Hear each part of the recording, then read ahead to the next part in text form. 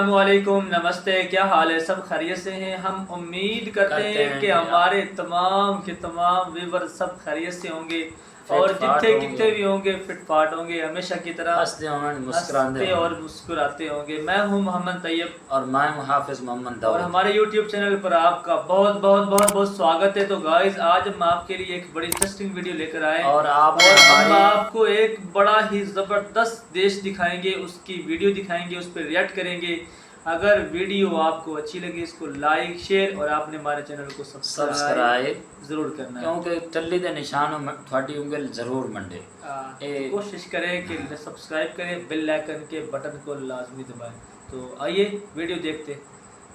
एक ऐसा देश जहां दुनिया का सबसे बड़ा हिंदू मंदिर मौजूद है, जहां एक भी मैकडॉनल्ड नहीं और इस देश का झंडा है दुनिया भर में खास। यहाँ एक छिपकली बताती है कि आपकी शादी कब होगी। दुनिया के कई विलुप्त होने वाले जानवर इस देश में पैर जमाए बैठे हैं। यहाँ शादी के अजीब ही नियम हैं और फ्यूनरल यानी अंतिम संस्कार तो लोगों को कंगाल ही बना देता है। इस देश में पिता अपनी बेटी के लिए झोपड़ी बनाता है जिसमें बेटी अलग अलग मर्दों के साथ जाती है। इस देश में कोई ट्रैफिक नियम नहीं है। दिन हो या रात देश चहल पहल से भरा रहता है, जिसकी वजह है यहाँ के सुंदर पर्यटन स्थल। हम बात कर रहे हैं कंबोडिया देश की। तो चलिए अपना सीट बेल्ट बांध लीजिए अच्छे से और निकलते हैं कंबोडिया देश की एक शानदार सफर पर। दोस्तों, खूबसूरत लेकिन अजीबोगरीब नियमों वाला कंबोडिया देश दक्षिण पूर्व एशिया में मौजूद है और वर्तमान समय में देश की आबादी लगभग 1,71,21,800 की है। वहीं बात अगर पॉपुलेशन डेंसिटी की करे तो यहाँ लगभग 94 लोग प्रति वर्ग किलोमीटर के दायरे में देखने को मिलते हैं। कंबोडिया को धार्मिक नजरिए से देखा जाए तो यहाँ सबसे ज्यादा लोग बौद्ध धर्म को मानते हैं। लगभग 97.1% लोग बौद्धिस्ट हैं, जबकि 2% मुस्लिम, 0.3% ईसाई और 0.5% में हिंदू सहित अन्य धर्म समाये हुए हैं। देश की राजधानी है नोम पेन है, जो यहाँ का सबसे बड़ा शहर है। साथ ही ये शहर काफी खास भी है। फिर चाहे मामला राजनीति में बिगड़ा हो या अर्थव्यवस्था में, पर्यटकों का दिल लुभाना हो या उन्हें कंबोडिया का असली जायका दिलाना हो, हर मामले में कंबोडिया की बिगड़ी यही शहर संभालता है और सबसे ज्यादा पैसे वाला शहर भी कहलाता है। कंबोडिया में मुख्य रूप से बोली जाने वाली भाषा की बात करें तो वो है खमेर, जिसका नाम सुनते ही लोगों के पसीने छूट जाते हैं। तो बोलना भला पॉसिबल कैसे हो सकता है? लेकिन आपको घबराने की कोई जरूरत नहीं, क्योंकि खमेर के अलावा भी यहाँ 19 से भी ज्यादा भाषाएं हैं, जिनमें हिंदी, उर्दू, अंग्रेजी, चीनी, वियतनामी और कई जनजातीय भाषाएं। मतलब सैलानी चाहे जिस देश से हो, कंबोडिया में उसे अपनी भाषा का एक बंदा तो मिल ही जाएगा।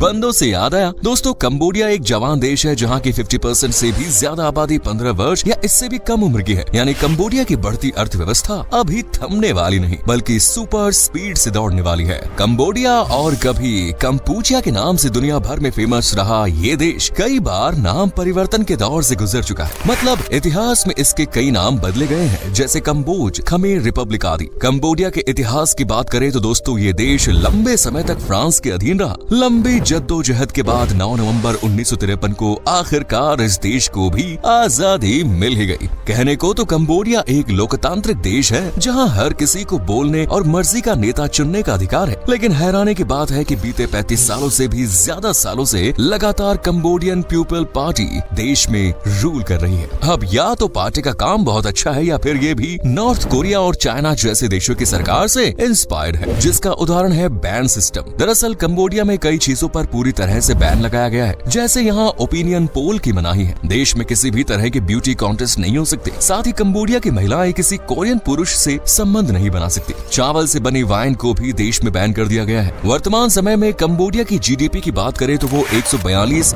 बिलियन US डॉलर्स तक पहुंच गई है। तेजी से बढ़ती इस जीडीपी का सबसे बड़ा कारण है टेक्सटाइल। दरअसल कंबोडिया में टेक्सटाइल का बिजनेस बड़े पैमाने पर होता है और यही इकोनॉमी में सबसे ज्यादा धक्का लगाने वाला सेक्टर भी है। इसके अलावा कुछ लोग खेती बाड़ी करना आज भी खूब पसंद करते हैं। वहीं टूरिज्म, फिश, टोबैगो और टिम्बर जैसी इंडस्ट्रीज से भी कंबोडिया की अच्छी खासी कमाई होती है। हालांकि इस पूरी सक्सेस का कारण यहाँ के लोग हैं, जिन्हें बहुत मेहनती माना जाता है। ये लोग हार्ड वर्क पर यकीन करते हैं और जितनी मेहनत करने में विश्वास करते हैं, उतना ही अपने धर्म, संस्कृति संस्कृति और परंपराओं को साथ लेकर चलते हैं। वेल, आपसे अगर सवाल पूछा जाए कि दुनिया का सबसे प्राचीन और बड़ा हिंदू मंदिर किस देश में है, तो बेशक 99% लोगों के जवाब में भारत छिपा होगा। लेकिन आपको बता दें कि आप गलत है, क्योंकि दुनिया का सबसे बड़ा प्राचीन हिंदू मंदिर कंबोडिया में है और इस मंदिर को अंगकोर वाट का मंदिर कहा जाता है। सैकड़ों वर्ग मील में फैला ये मंदिर 213 मीटर ऊंचा है, जबकि मंदिर 3.5 किलोमीटर लंबी एक पत्थर की दीवार से चारों ओर से घिरा है। मंदिर की दीवारों पर उकेरी गई मूर्तियों में रामायण अंकित है। ये मिकांग नदी के किनारे बसा एक बेहद ही शानदार अद्भुत वास्तुकला से बना एक भव्य मंदिर है, जिसे देखने के लिए हर साल लाखों की संख्या में सैलानी कंबोडिया पहुंचते हैं। आज अंकोर वाट का ये विशाल मंदिर कंबोडिया में बेस्ट टूरिस्ट डेस्टिनेशन है, जहां से नया कपल भगवान विष्णु का आशीर्वाद लेकर अपनी नई जिंदगी की शुरुआत करता है, तो वहीं परिवार सुख समृद्धि की दुआ लेकर पहुंचता है। अंगकोर वाट का ये मंदिर 1122 से 1150 ईस्वी के दौरान राजा सूर्यवर्मन द्वितीय द्वारा बनवाया गया था। इसे यूनेस्को ने विश्व विरासत स्थल का भी दर्जा दिया है। कंबोडिया का अगर आपने झंडा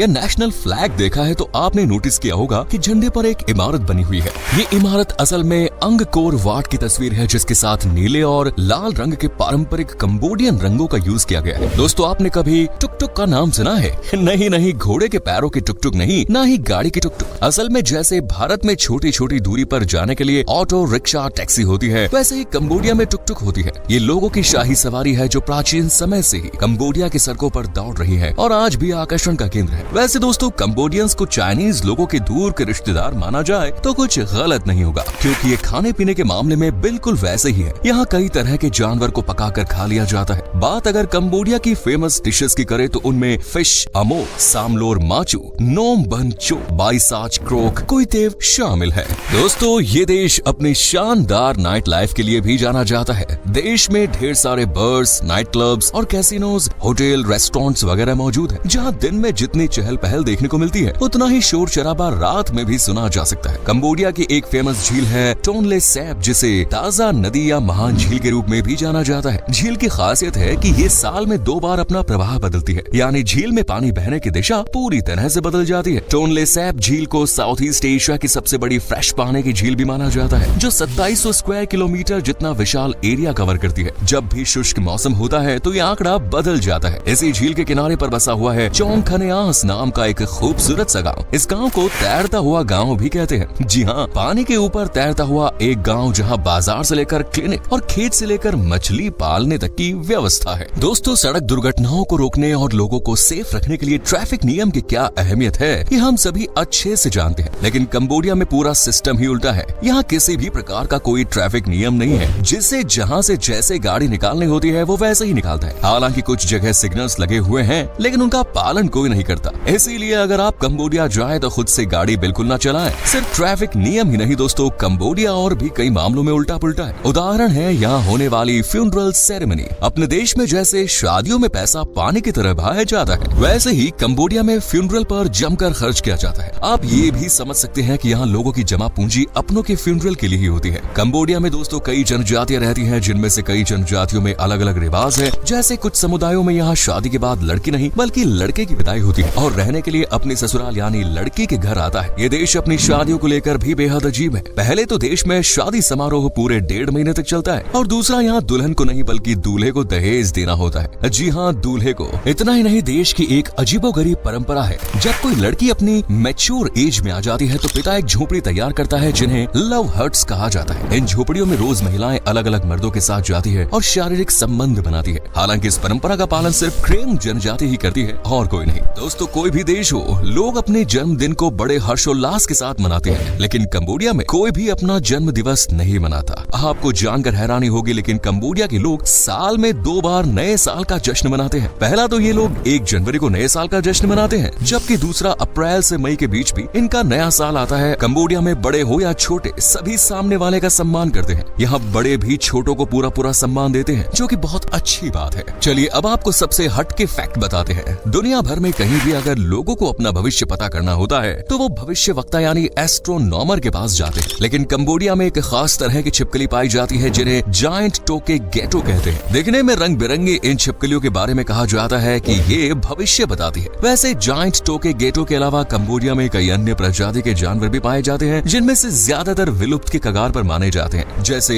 एशियाई विशाल सॉफ्ट शेल कछुआ, इसके अलावा इरावदी डॉल्फिन भी इस देश की शान बढ़ाती है। वैसे दोस्तों, मैकडोनल्ड फूड आजकल दुनिया भर में लोगों की पहली पसंद है, लेकिन जब आप कंबोडिया में जाएंगे तो आपको अपने इस पसंद का गला घोंट के उसे दरिया में फेंकना पड़ेगा, क्योंकि इस देश में एक भी मैकडोनल्ड नहीं है। वैसे तो कंबोडिया में हर साल लाखों सैलानी आते हैं, लेकिन अगर आप भी जाने का प्लान कर रहे हैं तो कुछ चीजें याद रखें, जैसे यहाँ कभी किसी व्यक्ति के सर को छूने की कोशिश न करें, क्योंकि कंबोडिया में सर को शरीर का सबसे अहम भाग माना जाता है और इसे छूना असभ्य व्यक्ति की पहचान है। वैसे तो देश आपकी सुरक्षा का दायित्व लेगा, लेकिन ज्यादातर अपनी जिम्मेदारी आपको खुद ही उठानी होगी, खासकर पैसों के मामले में, क्योंकि कंबोडिया एक भ्रष्ट देश है। घूमने के मामले में यहाँ अंकोर वाट टेम्पल सबसे पहले नंबर पर आता है, फिर कैपिटल सिटी नोम पेन बीच, म्यूजियम्स, पार्क वगैरह भी घूमने जा सकते हैं। यहाँ घूमने का खर्चा ज्यादा नहीं है अगर आप एक हफ्ते के लिए जा। वाह क्या बात है भाई, कंबोडिया बड़ी ही जबरदस्त कंट्री, और इसके हमने तमाम के तमाम इफेक्ट जाने, उसकी खसूसियात जानी और बहुत कुछ हमने इसके बारे में जाना। और जो है ना, एक जो सबसे बड़ा फैक्ट जो ज़बरदस्त लगा हमें, वो पता है कौन सा भाई, कि जो ट्रैफिक के नियम होते हैं ना, वो हर मुल्क के अंदर एक कानून होता है कि आप किसी भी ट्रैफिक के नियम को तोड़ते हैं तो आपको उसका जुर्माना भरना पड़ता है, या उसका भरपाई करनी पड़ती है, या उसकी सज़ा होती है। वहाँ पे ये मसला नहीं, जिसकी जैसे मर्जी है वो उस तरफ मर्जी जाए। अन्य यहाँ पे तो भाई एक इशारा तोड़ दो ना तो 500 रुपये से कम तो नहीं देंगे। वो बोलेंगे भाई चलान रहने तो हमें दे दो, हम खुद ही तार लेंगे, ठीक है ना, हम खुद ही अदा कर लेंगे। तो यहाँ का ये कानून ऐसा है, वहाँ पे ये कानून सही है। और उसके अलावा दूसरा जो वहाँ का फैक्ट है ना कानून, ये है कि शादी ब्याह के मामले में, क्योंकि हाफिज साहब की अभी शादी नहीं हुई, तो उसको मैं यही मशवरा दूंगा कि आप वहाँ पे चले जाएं।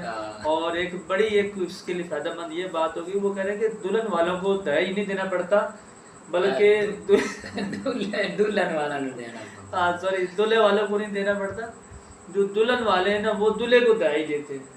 तो ये यार बात बड़ी अजीब लगी है वैसे, तो जाना चाहिए यार आपको वहाँ पर। और इसके अलावा भाई एक और क्या बताया था उन्होंने, बिल्कुल ये हमें बताया, फैक्ट ये था कि अपनी हिफाजत खुद करनी पड़ती है और 40-50 हज़ार में आप उस कंट्री का फुल जो है ना मज़ा करके, फुल इंजॉयमेंट करके आप वापस आ सकते हैं। और इसके अलावा भाई बहुत ज़बरदस्त कंट्री है और बहुत खूबसूरत कंट्री है, और वहाँ पे बिल्कुल भी जो है ना फास्ट फूड नहीं है, मैकडॉनल्ड नहीं है, और आपको अगर जो खाना पड़ेगा वो जो वहाँ का खाते हैं ना वो ही खाना पड़ेगा, अपनी मर्ज़ी से जो है ना। फ़िलहाल तो मिल भी सकता है, क्योंकि उनके जो देश के अंदर जो है ना वो खाने ज़्यादातर खाए जाते हैं। बाकी बहुत ज़बरदस्त कंट्री थी, हमने देखा, मज़ा किया, चिल किया, एंजॉय किया। अगर वीडियो आपको ये कंट्री अच्छी लगी हो, वीडियो अच्छी लगी हो, इस वीडियो को आपने लाजमी पसंद करते हुए हमारी इस वीडियो को लाइक लाजमी करना है, और आपने हमारे चैनल को सब्सक्राइब करना है, और हाफिज दाऊद के कहने पर आपने बेल आइकन के बटन को लाजमी दबा देना है, क्योंकि आप हमें सब्सक्राइब करते हो साड़ी छाती है एडी चौड़ी हो जाती है भाई साहब से का। आप इधर की छाती बड़ी करती है, छाती तो यार मेरी निकती है, मेरा सीना थोड़ा सा पतला है, आप साहब को तो सीना चौड़ा। वो कह रहे हैं जब आप हमें सब्सक्राइब करते हैं तो हमारा जो सीना है वो फखर से चौड़ा हो जाता है। तो आप साहब का सीना चौड़ा करते हैं, वही सब्सक्राइब करें, बेल आइकन के बटन को लाजमी दबाएं। तो अगले नेक्स्ट वीडियो में आपसे मुलाकात होगी, अपना ढेर सा ख्याल रखिएगा।